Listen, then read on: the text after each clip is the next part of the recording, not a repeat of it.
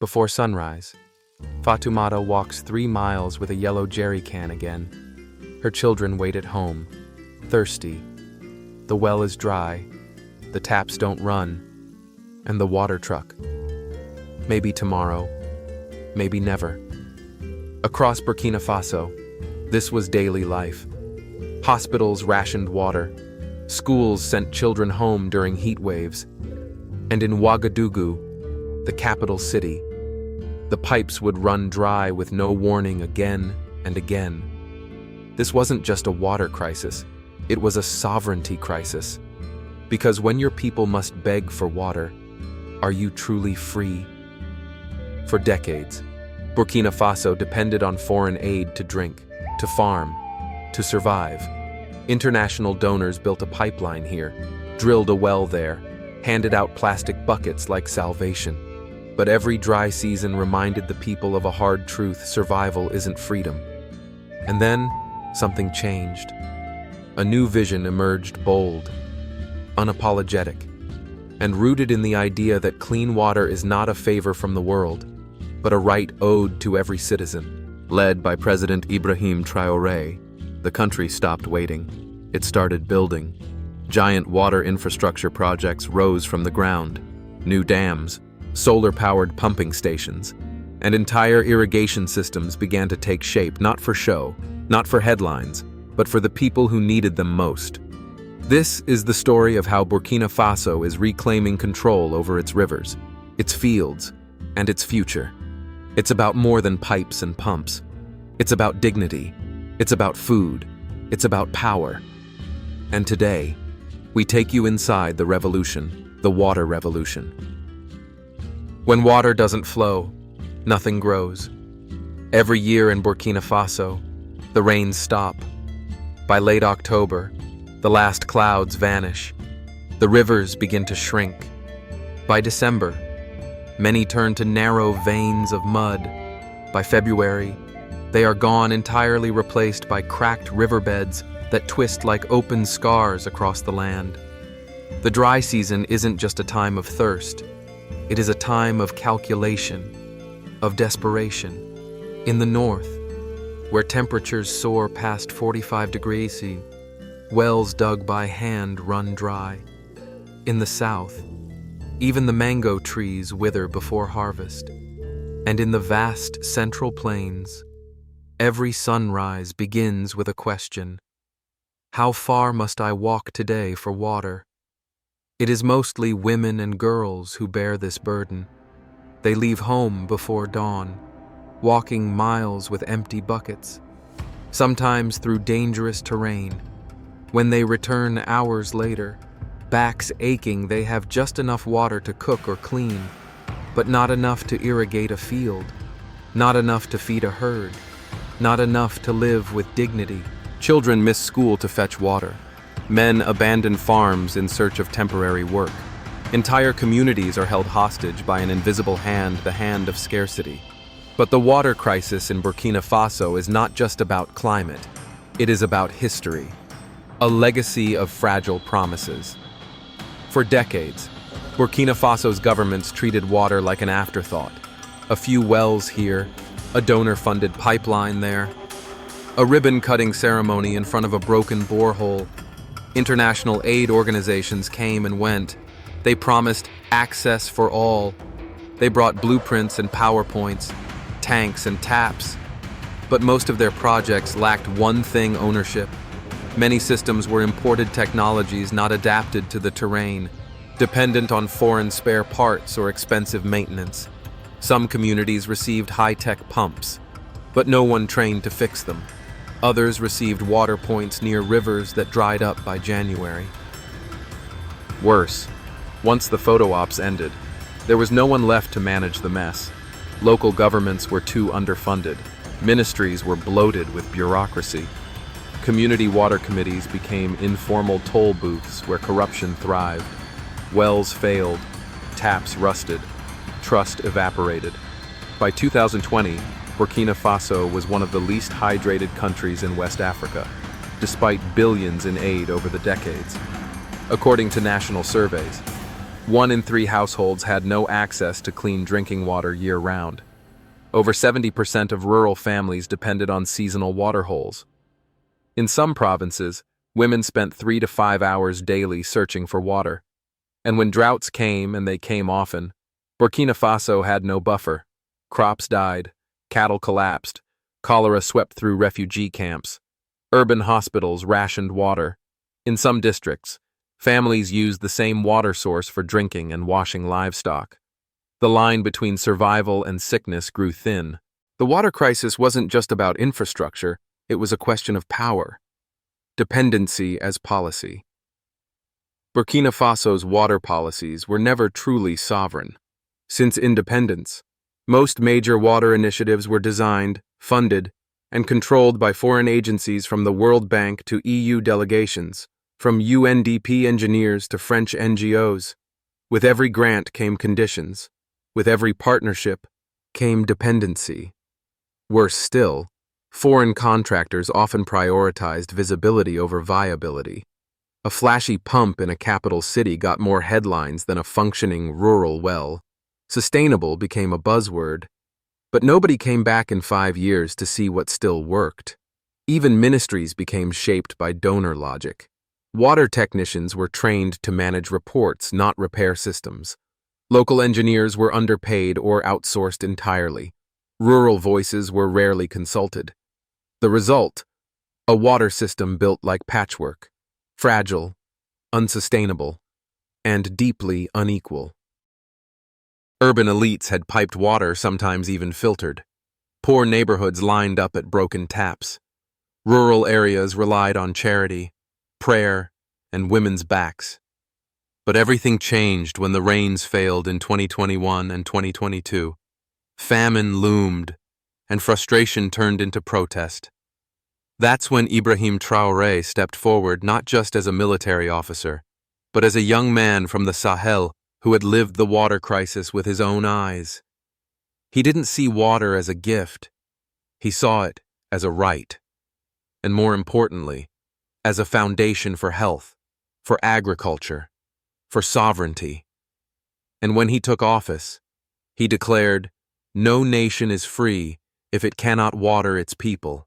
We are not building pipes, we are building dignity." Minister of Hydraulics, 2024.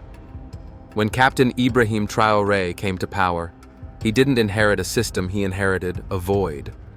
A water system that barely worked, and a population that no longer believed in promises.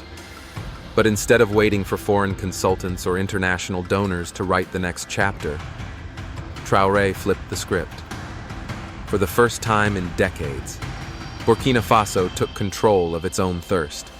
He called it the Water Sovereignty Doctrine, a national policy that recognized access to clean water not as charity, but as a constitutional obligation. He declared water infrastructure as a pillar of national defense and development, on par with energy, security, and agriculture. And then, he built Ziga 2, a dam built on vision. The centerpiece of this revolution is the Ziga 2 Dam, a massive hydraulic project designed to reshape the future of the capital and its surrounding regions. Situated 45 kilometers northeast of Ouagadougou, this dam was not just about storing water, it was about ending the capital's dependence on foreign-funded supply schemes. It became a national priority, and it was built with local labor, regional materials, and state funds without waiting for the IMF. Once complete, Ziga 2 will deliver clean drinking water to over 1.2 million people in Ouagadougou and nearby communes. Power solar-driven filtration and pumping systems to cut energy costs. Feed into a newly digitized water distribution network that tracks pressure, quality, and usage in real time. Even more symbolic, the dam is being managed not by foreign consultants, but by a new generation of Burkinabe hydrologists, many of whom were trained through emergency scholarships launched after Traoré's reforms. Ziga 2 is more than a reservoir. It is a national mirror, reflecting what is possible when ambition meets local ownership. Water for villages. not for vaults. But the revolution didn't stop at mega projects. Traoré's water strategy made a bold pivot: prioritize people, not pipelines. Hundreds of rural water points long neglected were surveyed, repaired, and brought online. The government introduced mobile maintenance units, solar-powered trucks equipped with spare parts and local technicians, dispatched to respond within 72 hours to any breakdown. In the north, where militant violence had displaced thousands, portable desalination units were deployed near refugee camps and temporary settlements. Powered by solar panels, they now provide clean, pathogen-free water to over 300,000 people, drastically reducing waterborne illness. In the Sahel region, smart boreholes were installed. These wells are connected to a mobile monitoring system that alerts engineers to drops in output, allowing preventative maintenance before systems fail. Villages that once lived in fear of dry pumps now plan their planting seasons with confidence. This isn't just innovation, it's restoration, a return of faith in state institutions, and a daily reminder that governance can be local, visible, and human. Women at the heart of the solution. Nowhere is the transformation more profound than in the lives of women. In dozens of rural districts, the government launched the Water Guardians program, training women as certified pump mechanics, technicians, and water stewards. They don't just fetch water, they fix it, maintain it, lead it. In the village of Zabre, Mariam Sawadogo, a 33-year-old mother of 4, now leads a team responsible for 15 wells across 3 communes. Her team has reduced breakdown time from weeks to just 2 days. She carries a toolkit, a solar flashlight, and a state-issued water engineer badge. In her words, "We no longer wait for men to fix our future. Water is no longer just a source of struggle. It has become a source of employment, empowerment, and pride, from fragmentation to integration." Finally, the Ministry of Water Resources established the Integrated Water Command Center, a national coordination hub in Ouagadougou that links satellite weather data, groundwater levels, dam flows, and urban usage into one dashboard. It is run by local engineers, accessible by rural administrators, and connected to real-time mobile apps that citizens can use to report issues, track service delivery, or receive drought alerts. With this center, Burkina Faso no longer waits for foreign meteorological reports or water audits from abroad. It generates its own intelligence. In the words of a young systems analyst at the command center, "For the first time, we are not reacting to crisis. We are anticipating it. A pipe in the ground means a child stays in school. A faucet in a clinic means a mother survives childbirth." The water revolution under Ibrahim Traoré wasn't built to win applause. It was built to save lives. And nowhere are the effects more tangible, more immediate, than in the quiet corners of daily life in maternity wards, in classrooms, and in humble kitchens across Burkina Faso. Hospitals that heal, not harm, before the reforms. Burkina Faso's hospitals, especially outside the capital, were under siege from their own plumbing. In some rural districts, clinics had no running water for days. Nurses were forced to boil well water for sterilization. Maternity wards reused gloves, and surgeons delayed procedures due to dry taps. In one documented case from 2022, a child died during surgery, not from the illness, but from infection linked to unclean equipment. Captain Traoré made it clear, a hospital without water is not a hospital. It is a death sentence. So began the Water for Health initiative. Within 18 months, over 137 regional hospitals and health centers were connected to solar-powered water pumping systems.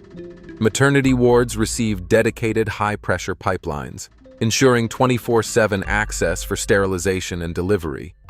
Newborn care units were equipped with humidity-controlled wash stations, drastically reducing infant infections. A centralized reporting system was launched, where nurses could log water issues directly to the ministry, triggering maintenance within 48 hours today.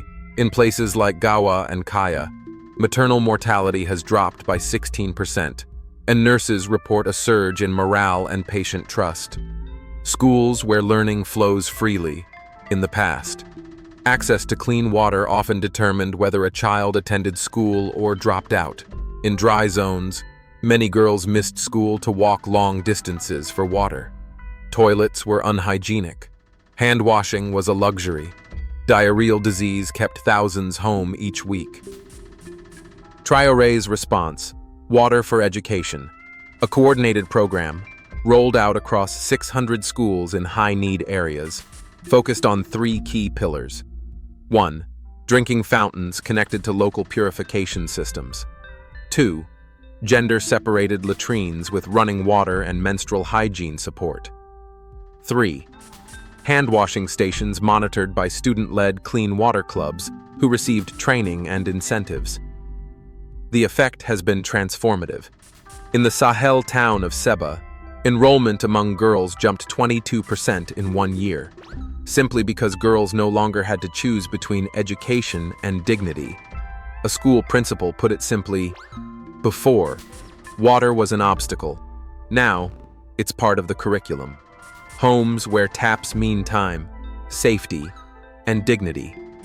For decades, running water was a luxury enjoyed by the elite.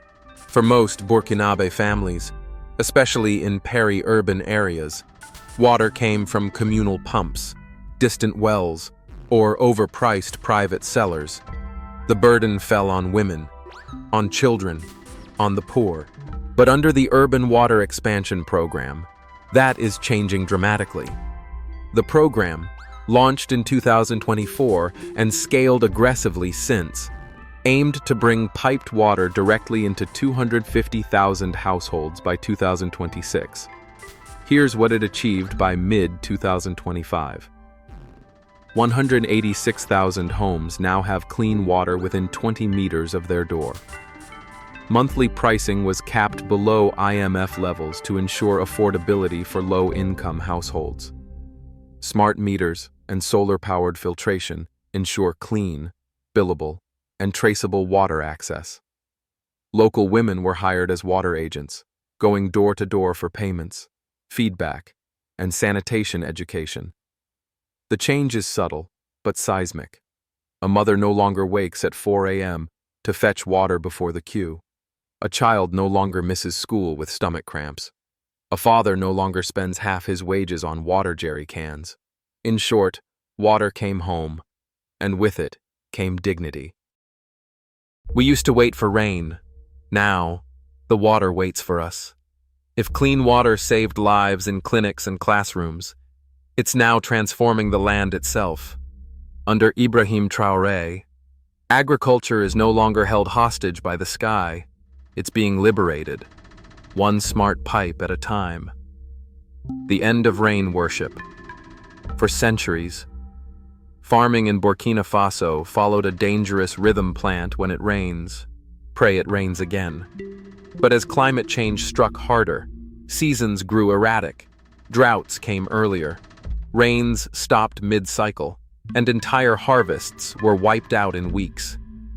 In 2021, over 500,000 Burkinabe were classified as food insecure, with the worst-hit regions reporting crop failure rates above 60%. Traoré called it what it was: a nation cannot be sovereign on an empty stomach.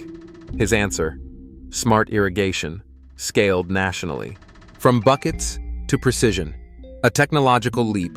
Launched in early 2024, the Agro-Irrigation Acceleration Plan, AIAP, aimed to shift Burkina Faso from manual water practices to digitally controlled micro-irrigation in priority zones. By mid-2025, over 21,000 hectares had been converted to drip and sprinkler systems, managed by solar-powered water pumps. Farmers received training on soil moisture sensors, crop rotation strategies, and mobile irrigation apps. Cooperatives gained access to subsidized irrigation kits, including water tanks, pumps, filters, and timers. Community irrigation hubs were built every 50 kilometers, offering repairs, spare parts, and advisory support. One farmer in the center Nord put it like this: "Before, water was fate. Now, it's a tool, and we control it. Women lead the way." In many regions, women were once confined to low-yield backyard plots due to lack of land or water. Today, they are emerging as leaders of this agricultural revolution. Through the Women in Water initiative, over 8,500 female farmers have received land parcels near new irrigation lines, financial literacy and agribusiness training, access to Burkina microloans for seeds, inputs, and processing. In the eastern province of Gourma, women's rice yields tripled in one season thanks to steady water flow and modern tools. Entire communities are now fed, financed, and empowered by female hands. Smart water, smart markets. But water alone is not enough. Traoré's strategy connects irrigation to value chains and export readiness.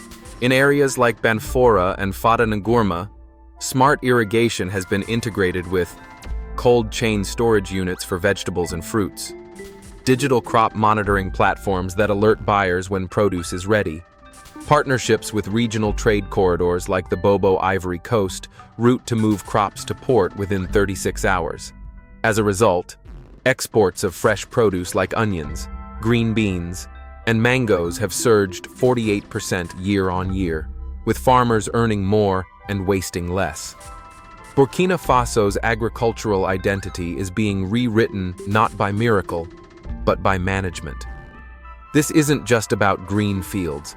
It's about a generation of farmers, men and women, elders and youth who no longer fear the sun, but harness it. Water is not just a resource, it is a right, and now it is ours. What began with a few dusty villages digging shallow wells has now grown into a national blueprint for water sovereignty. Burkina Faso is no longer begging for clean water. It's engineering it, financing it, owning it. The 5 pillars of the water sovereignty model. Under Traoré's vision, water is no longer managed by fragmented NGOs or short-term donors.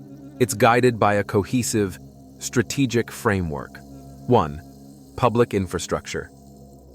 First, every major dam, pipeline, and reservoir is state-owned and publicly governed.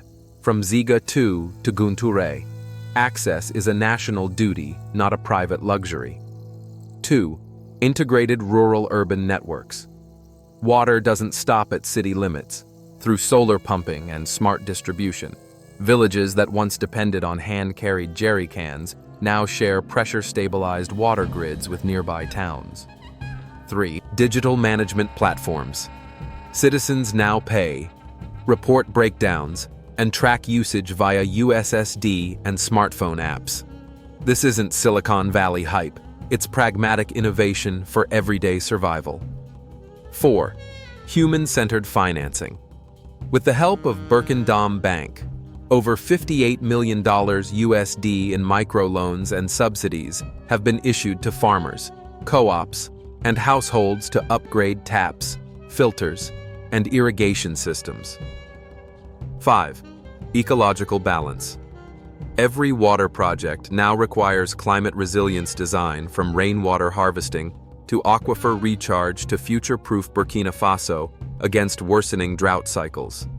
This isn't development as usual. This is water justice engineered, legislated, and democratized.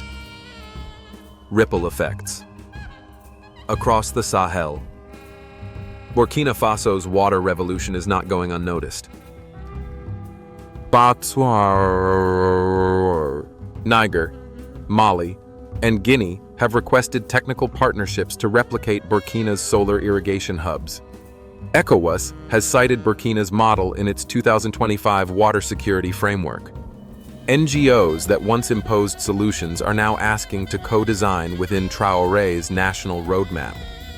For decades, the Sahel was seen as dry, barren, and broken.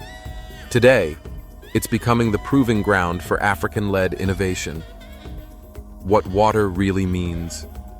In the words of a local school teacher in Kudugu, it's not just water, It's girls staying in school because they don't have to fetch it. It's farmers growing 2 crops instead of 1. It's a baby surviving the night in a clean clinic. Water touches everything: health, education, gender equity, food security, dignity. And now, for the first time in modern history, Burkina Faso holds that power in its own hands. Final message. This is not a miracle. It's not charity. It's willpower turned into policy. And it's just the beginning. Because when a nation learns to control its water, it learns to reclaim its future.